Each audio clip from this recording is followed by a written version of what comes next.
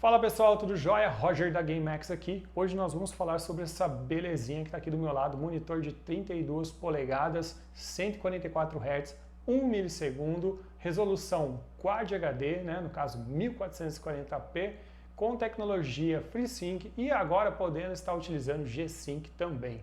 Então nós vamos falar a respeito desta belezura aqui que todo mundo está pedindo nas redes sociais. Faça um review do monitor, traz para nós aí informações a respeito dele. Então estamos trazendo hoje todas essas informações para você. E caso você tiver alguma dúvida, deixa aqui no comentário. Falando agora sobre a tela, o painel desse monitor, ele possui 31,5 polegadas. Mas você falou 32? Então, 32 é aquela nomenclatura que eles utilizam, Mas a medida precisa é 31,5 polegadas. E a respeito do painel, ele é VA. Qual é a diferença do painel VA para outros painéis existentes aí no mercado, como TN e IPS? Vou dar uma explicação rápida e básica para vocês. O painel VA é aquele que se localiza entre as duas outras tecnologias. Ele tem uma qualidade de cor melhor do que do TN, porém inferior ao IPS. Tem um tempo de resposta um pouco maior do que do TN, porém menor que o do IPS. Então isso vai garantir que esse painel ele tenha, digamos, o bom dos dois mundos, tem logicamente ali suas limitações, suas falhas, mas ele é um painel que abrange praticamente todo o público, O público que gosta de jogar, o público que quer um pouco mais de qualidade de imagem, na questão de cores, então ele atende basicamente todo mundo. Ele não é o melhor de todos nas duas tecnologias, mas ele possui pontos bons que as duas possuem, O TN e IPS, mas também tem logicamente ali as suas falhas. Não existe o monitor perfeito, vamos dizer assim. Então, em relação ao painel, pelo fato dele ser VA, ele vai ter um contraste de 3000 para 1. Isso faz um grande diferencial na hora da questão da qualidade da imagem. Por quê? Porque essa questão de contraste ser um pouco maior que das outras duas tecnologias, que geralmente tem 1000 para 1, é o fato de que ele vai garantir um preto, questão de qualidade de preto mais profundo na imagem, a escala de cinzas também, muito mais bem detalhados, e o painel VA te garante isso. Então é uma vantagem muito grande para quem gosta de jogar, assistir filmes, para a galera que gosta de editar vídeos, vai ser um ponto bem positivo. Dando uma passada agora sobre a resolução de Quad HD, 2560 por 1440p. Essa resolução é boa pelo fato do seguinte: hoje em dia, para a gente rodar os jogos em 4K, precisa de placas de vídeo muito no estilo do high-end, A gente precisa comprar aquelas placas mais caras, tem que pôr aquela 1080 Ti, tem que botar ali aquela 2080 Ti, aquela placa para poder aguentar os FPS ali na casa dos 60 ou mais, E para quem quer jogar em Quad HD, você já pode estar adquirindo uma placa de vídeo um pouco mais tranquila em questão de custo. Então você tendo ali a sua 1060, a sua 1070, 1080, ainda dá para jogar no Quad HD. Lógico que tem jogos que você vai precisar desligar alguns filtros, aí dependendo da placa, Se for usar uma 1060, uma 1070, alguns jogos você vai ter que dar uma diminuidinha aí em alguns efeitos, alguma coisa para poder atingir os hertz que esse monitor oferece, que são 144 Hz.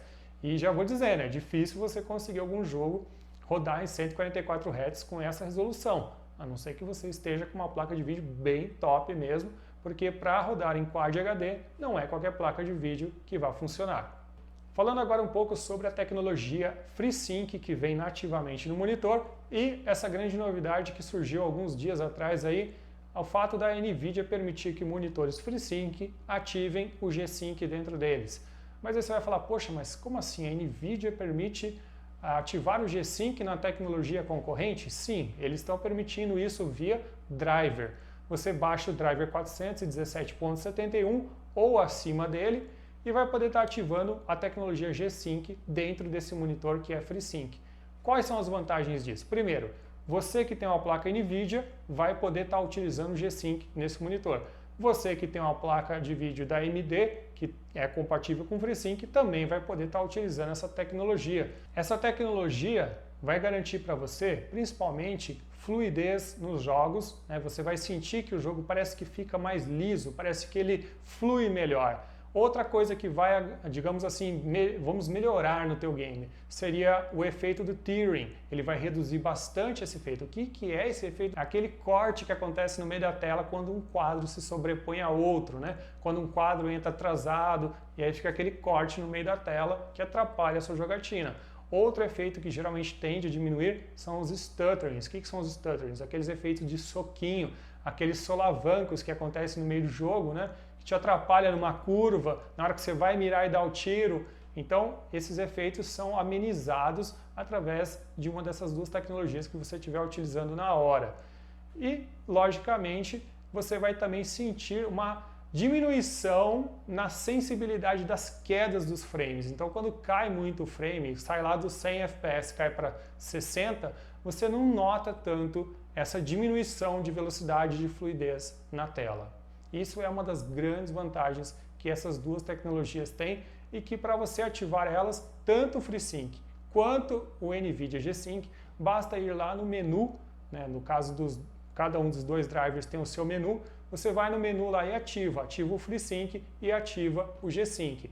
No da NVIDIA eu vou fazer um vídeo separado apenas para você poder entender como é que ativa, é muito fácil, são duas caixinhas de seleção dentro do driver que você marca lá dentro do painel do G-Sync e vai estar funcionando. Eu testei e ficou show de bola.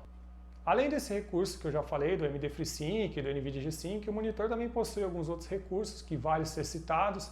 Um deles seria o Low Blue Filter, que é uma baixa emissão de luz azul, né? Quando você ativa lá no monitor, no menu dele, esse recurso, você vai ter uma diminuição na luz azul que é, digamos, emitida pela tela, né? Hoje em dia celulares, tablets, todos esses dispositivos emitem uma luz azul que, conforme você fica muito tempo olhando, vai causando uma sensação de cansaço visual, né? Uma fadiga ocular. Tem pessoas que eles acabam tendo dor de cabeça. Tem um outro recurso também presente no monitor que ajuda a evitar esses males aí, que seria o Flicker Free, né? Que seria uma tecnologia presente nos monitores que tem taxas de hertz mais altas, ali na casa de 120, 144, 240, como é o caso desse monitor que possui 144 Hz.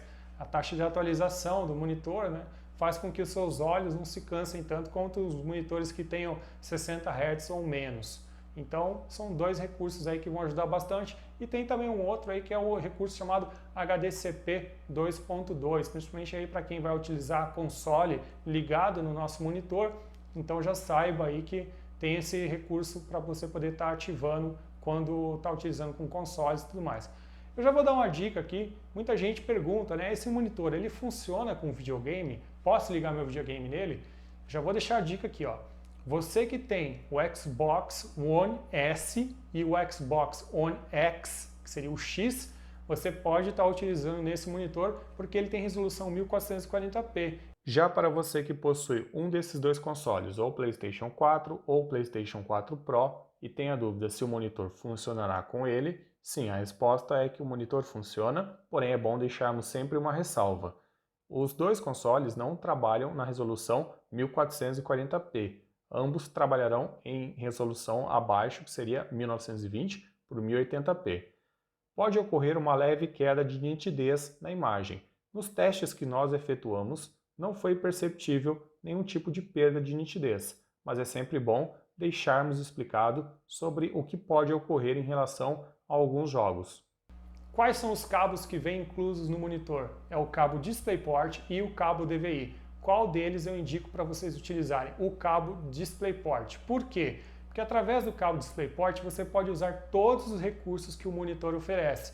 Já pelo cabo DVI e pelo cabo HDMI, você vai ficar limitado em alguns dos recursos que o monitor vai poder te oferecer, principalmente a AMD FreeSync, no caso o G-Sync, e também questão da taxa de atualização em Hz, né? Principalmente cabo HDMI, 120 Hz. Então você vai ficar limitado. Se puder fazer escolha sempre o cabo DisplayPort.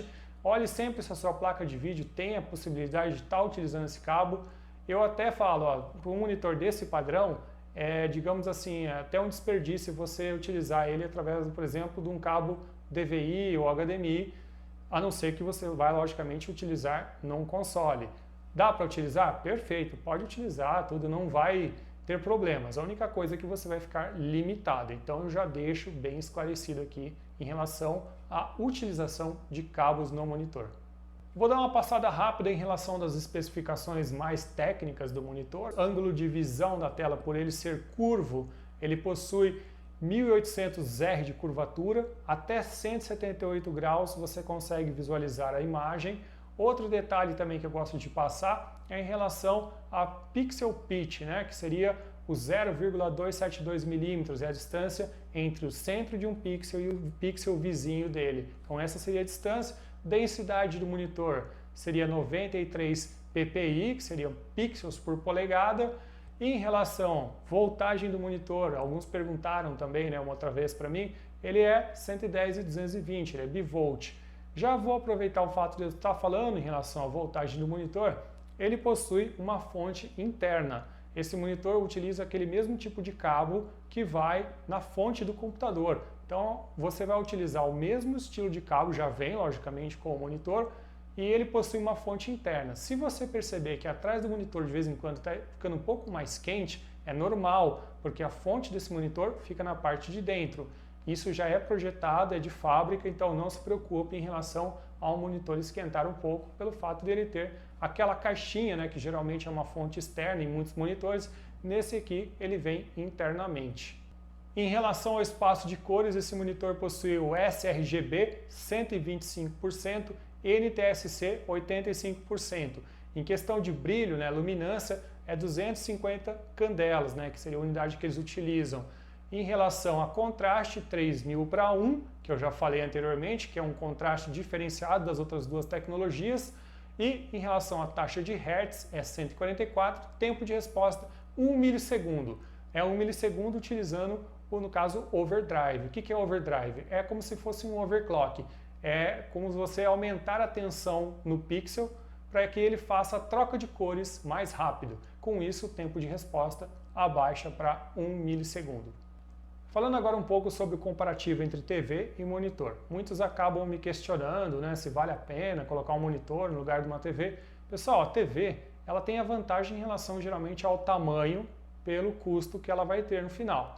Mas para aquele cara que é mais exigente, até mesmo para quem vai usar com o console, né, no caso do monitor, você vai verificar que o tempo de resposta vai abaixar muito, porque esse monitor possui 1 milissegundo. Uma TV, geralmente, a média delas de tempo de resposta é 16 milissegundos.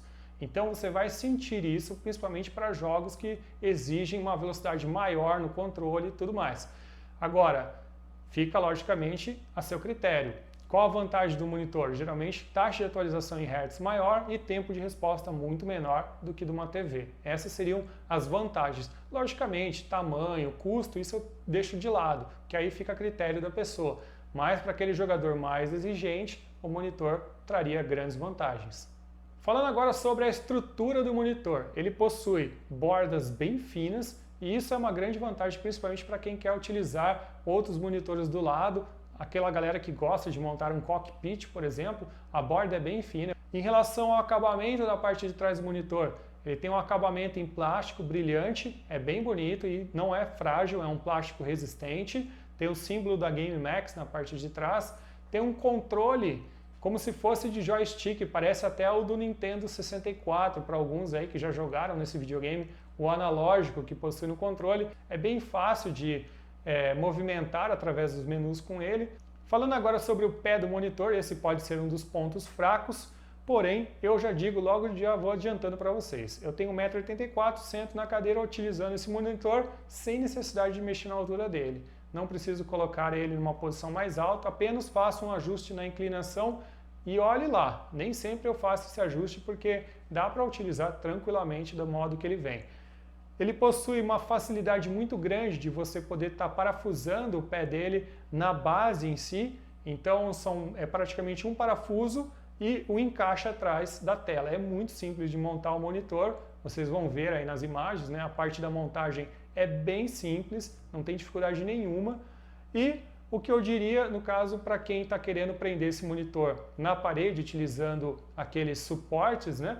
Tome bastante cuidado na hora de adquirir um suporte, principalmente em relação ao parafuso que vai nesse suporte, para ele não estar adentrando ao monitor. Já vi casos aí onde o pessoal comprou o suporte, o parafuso era muito comprido e ele acabou entrando dentro da tela, e isso pode danificar completamente seu monitor e perder a garantia. Ele utiliza o padrão VESA 10x10.